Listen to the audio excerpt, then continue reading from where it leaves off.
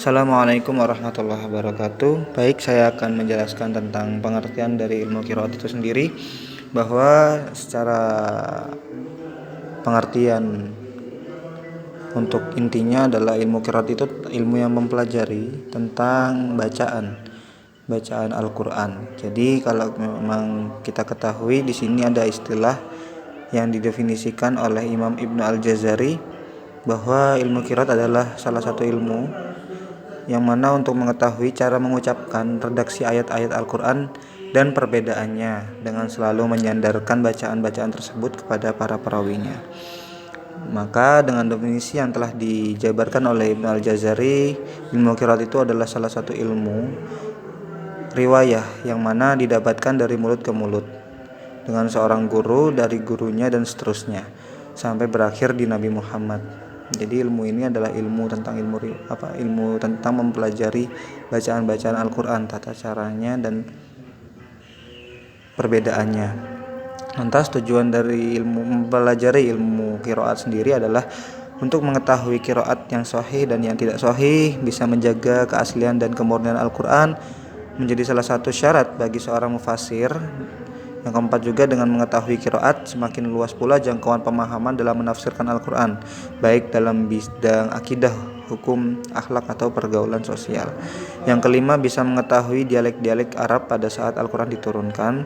Dan yang keenam, bisa mengetahui kemudahan dalam agama Islam untuk semua aspek termasuk dalam membaca Al-Quran. Bisa dijadikan dasar juga untuk mengetahui kaidah-kaidah dalam ilmu nahwu atau sorof, dan bisa mengetahui balaghah Al-Quran. Yang kesembilan, bisa mengetahui kemujizatan Al-Quran, karena dengan beragamnya bacaan Al-Quran masih tetap memantulkan keindahan redaksinya. Dan yang kesepuluh, menjadi syarat utama bagi mereka yang akan menulis mushaf Al-Quran.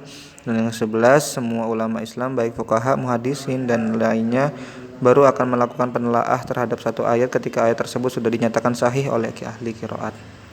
Itu pengertian dari ilmu qiraat itu sendiri. Untuk selanjutnya tentang hal-hal yang lebih mendalam akan disampaikan oleh pemateri selanjutnya. Bismillahirrahmanirrahim. Assalamualaikum warahmatullahi wabarakatuh. Baik, di sini saya akan melanjutkan menjelaskan. Para ulama bersepakat bahwasanya qiraat yang sahih yakni apabila memenuhi 3 persyaratan sebagaimana yang diucapkan oleh Imam Ibnu Al-Jazari di dalam kitab Thayyibah An-Nashr, yakni fakullu ma wafqa wajha nahwi wa kana lirrasmi ihtimalan yahwi wa sahha isnadan huwal Qur'an wa hadhihi salasatul arkan wa haitsu ma yahtallu ruknun usbit sududahu law annahu fis sab'ah. Yakni 3 persyaratan tersebut, yakni yang pertama harus sesuai dengan Rasam Utsmani, baik secara hakiki ataupun mirip hakiki, ihtimal. Karena pada masa sahabat Utsman bin Affan, sahabat bersepakat dengan apa yang termaktub dalam mushaf yang ditulis pada saat itu. Jika tidak sesuai dengan Rasam Utsmani, maka dinyatakan tidak sah. Kemudian syarat yang kedua, harus sesuai dengan tatanan bahasa Arab. Karena bahasa Arab sendiri karena Al-Quran sendiri menggunakan bahasa Arab. Kemudian yang ketiga, yakni harus mutawatir dan masyhur di kalangan para praktisi ilmu qiraat. Karena jika tidak demikian, maka qiraat tersebut dinyatakan tidak sah dan bukan diperlakukan sebagai Al-Quran. Mungkin itu saja yang dapat saya jelaskan, kurang lebihnya mohon maaf. Wassalamualaikum warahmatullahi wabarakatuh. Bismillahirrahmanirrahim. Pengertian yang selanjutnya yakni mengenai qiraat dan mushaf. Qiraat adalah bacaan terhadap ayat-ayat suci Al-Quran, sementara mushaf adalah tulisan yang mewadahi bacaan-bacaan tersebut. Bisa dikatakan bahwa qiraat adalah bahasa lisan, sementara mushaf adalah bahasa tulisan. Bahasa lisan inilah yang paling utama, karena itulah yang ditransfer secara oral talaqi syafahi dari malaikat Jibril kepada Nabi Muhammad, dan dari Nabi Muhammad diajarkan kepada para sahabatnya. Sementara bahasa tulisan hanyalah alat atau sarana mewadahi bacaan tersebut. Keduanya tidak bisa dipisahkan. Kitab-kitab suci terdahulu seperti Suhuf Ibrahim, kitab Zaburnya Nabi Daud, kitab Tauratnya Nabi Musa, dan kitab Injilnya Nabi Isa juga ditulis dalam lembaran-lembaran atau suhuf. Oleh karena itu, pada saat Al-Quran diturunkan pertama kali di Mekah, Nabi mengangkat beberapa sahabatnya untuk menuliskannya ayat-ayat Al-Quran pada beberapa benda yang bisa ditulis, seperti pelepah kurma, tulang belulang hewan, batu-batu putih yang tipis, kulit binatang, dan lain sebagainya. Hal ini berlangsung terus sampai Nabi hijrah ke Madinah.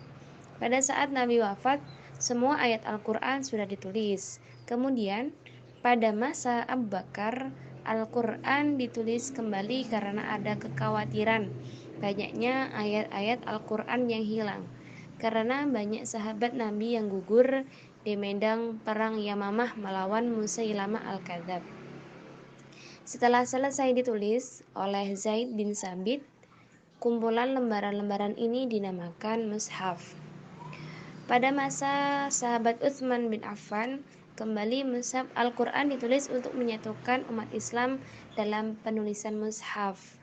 Karena perbedaan bacaan di kalangan kaum muslimin yang tengah berperang di Armenia dan Azerbaijan di Soviet, sahabat Utsman membuat tim penulis yang terdiri dari 4 orang, yaitu Zaid bin Thabit, Abdullah bin Zubair, Abdurrahman bin Haris bin Hashim, dan Sa'id bin Al-Ash.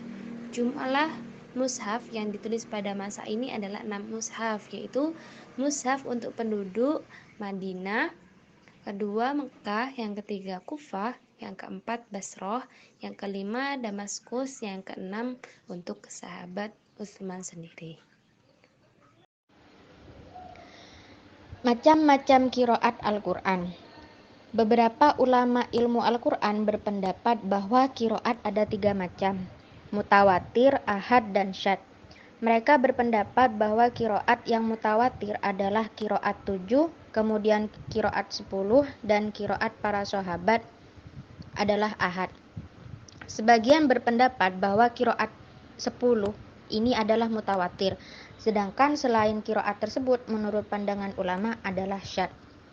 Menurut Al-Jazari, seperti dikutip di As-Suyuti dan juga Zarqani, memaparkan macam-macam qiraat ditinjau dari segi sanad adalah mutawatir, masyhur, ahad, syadz, dan maudhu dan mudraj.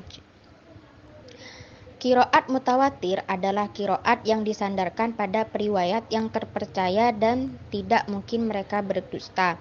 Sedangkan qiraat masyhur adalah qiraat yang sanadnya sahih tetapi tidak sampai mutawatir, sesuai dengan kaidah bahasa Arab, rasam Utsmani, dan terkenal di kalangan ahli qiraat.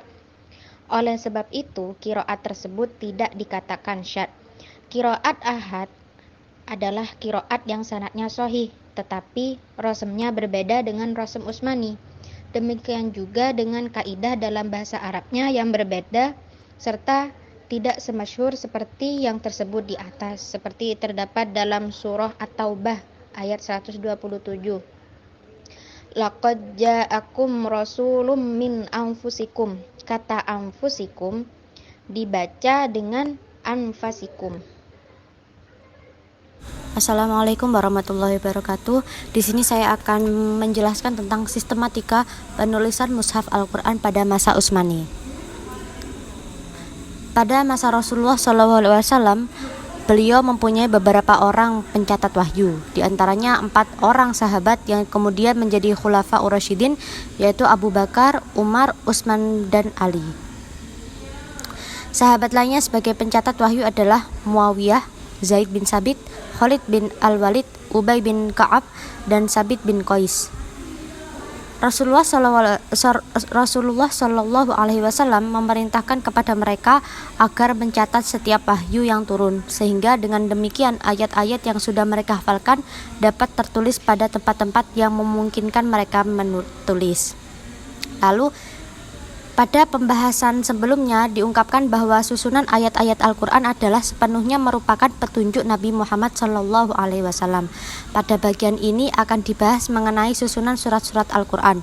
Dalam hal ini terdapat perbedaan di kalangan ulama yang meliputi 3 versi, yaitu yang pertama, sistematika surah-surah Al-Quran merupakan hasil ijtihad para sahabat.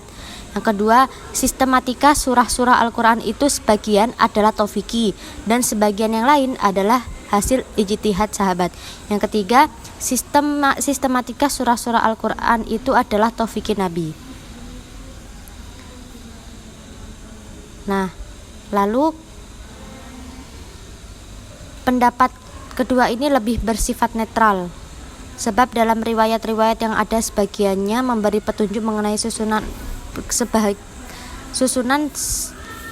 surah, dan di antara surah yang ada dalam Al-Quran tidak ditemukan petunjuk sistematika susunannya. Jika demikian, maka tentulah dapat dikatakan bahwa sebagian surah ini adalah taufiki dan sebagian yang lain adalah ijtihadi.